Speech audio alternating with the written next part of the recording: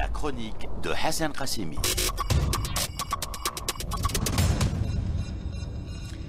Hassan Qassimi, bonjour. Bonjour Hadjer. Le pouvoir en France est exercé par des courants politiques subversifs qui ont déclenché des hostilités contre l'Algérie. Pourquoi, d'après vous, tout cet acharnement contre l'Algérie ?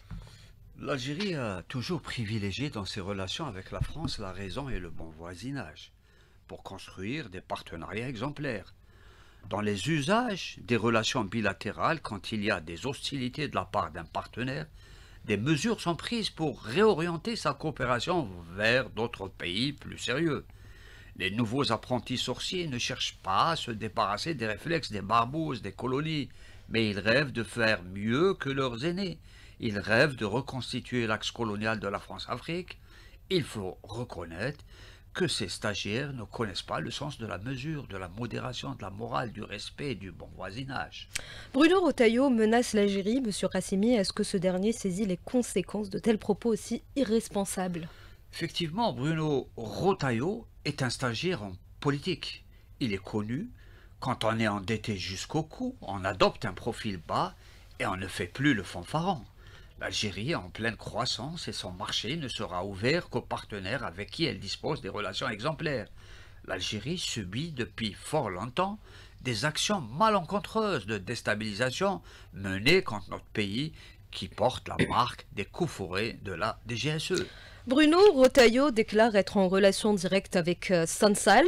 Comment se fait-il que ce dernier puisse disposer de tels privilèges, lui donnant un accès direct à de hautes personnalités politiques françaises ?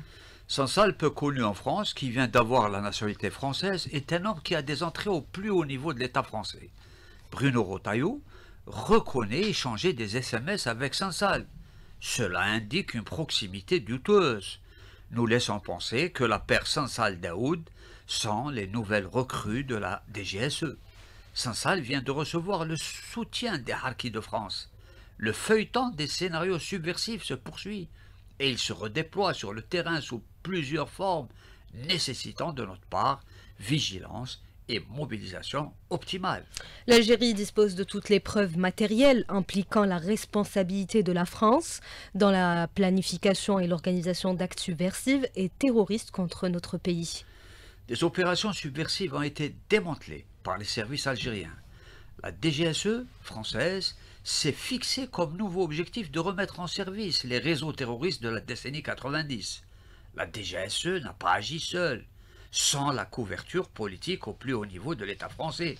Ce ne sont pas les fanfaronnades et les dénégations insultantes de Bruno Retailleau qui vont disculper la responsabilité de la France dans le financement du terrorisme en Algérie. Mayotte, territoire français d'outre-mer, un département et une région marginalisée, dont la population a crié sa détresse au président Macron. Monsieur Qassimi, que se passe-t-il à Mayotte ?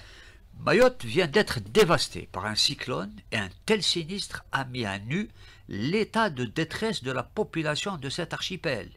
Les secours en direction des populations sont en retard, privant ces populations d'eau, d'électricité et de nourriture.